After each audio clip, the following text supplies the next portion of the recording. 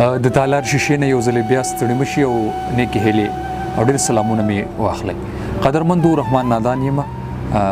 بیا د انتخاب په لړ کې مې د ځوان ملګري د ځوان شاعر خوږ ژبې شاعر یاسین زیرک صاحب کلام راوړی دی. هغوی وایي چې مانا په دې باندې قسم او قرآن چرته کېده، مانا په دې باندې قسم او قرآن چرته کېده چې ستا په ما پسې لالیه خفګان چرته کېده. او د دغه خلکو عقیدې بیخي څه بل رقم وي، د دغه خلکو عقیدې بیخي څه بل رقم وي. په دغه خلکو باندې پیره باران چرته کېده.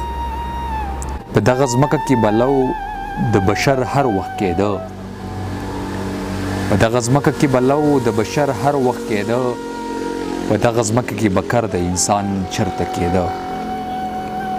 او ایله زمونږ به پرې وشوه د یو وخت ډوډۍ هم، په دې پیسو کې به ګلابه پیزوان چرته کېده.